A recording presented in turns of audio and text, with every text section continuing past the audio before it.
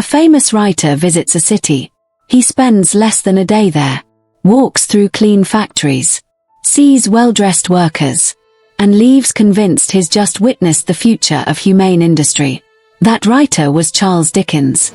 And he was completely wrong, because everything he saw was carefully staged.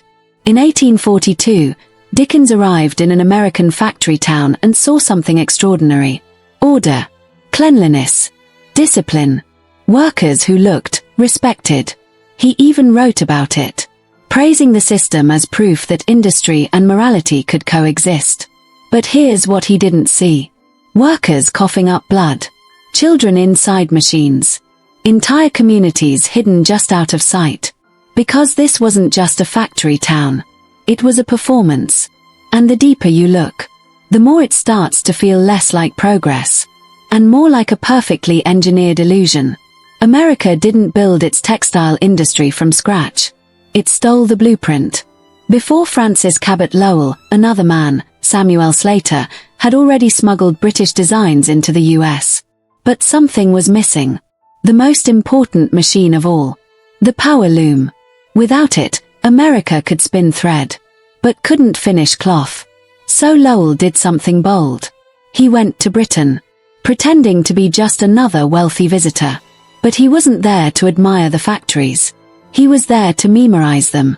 Every gear, every motion, every detail. No notes, no sketches, just memory. And when he returned, he rebuilt it all. From scratch. Lowell didn't stop at building a factory. He built an entire city around it. A machine powered by water and people. But not just any people. Young women. Thousands of them recruited from rural towns with promises of good pay, safe housing, education, independence. For many, this was their first chance at freedom. And they took it. But what they found was something very different. Inside the mills, reality hit fast. First, the sound. Hundreds of machines running at once. So loud, workers couldn't hear each other speak. Then, the air. Thick with cotton dust. Invisible particles filling their lungs. Hour after hour. Day after day. The windows stayed shut.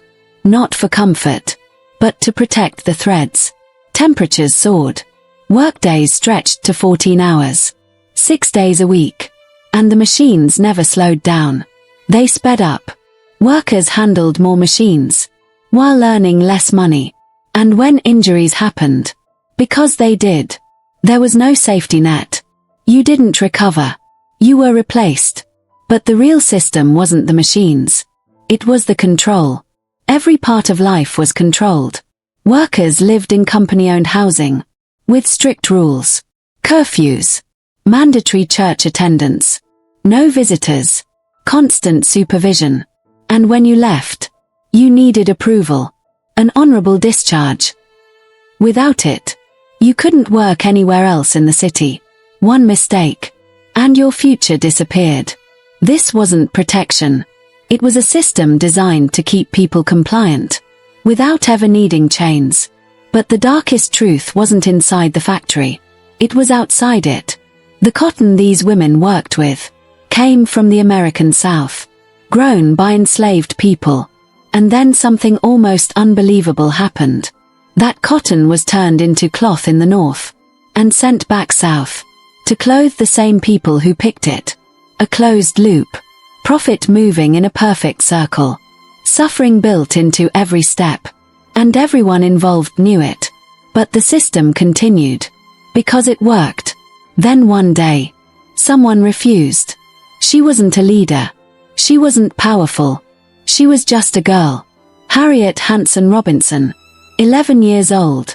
When wages were cut again, workers hesitated. They were afraid. She wasn't. She stood up and said, "I'm leaving." And she walked out. Alone. At first. Then others followed. Hundreds of them. For the first time. The system stopped. The strikes didn't win immediately. But something had changed. The workers started writing, organizing, fighting back. And they proved something powerful. Even inside a system designed to control you, you can still resist. Today, the factories still stand. The machines still run. But the real legacy isn't what they produced. It's what the workers became. Because in the end, this wasn't just a story about industry. It was a story about people who decided they would not be used up. If you want more stories like this, real history they don't teach, subscribe.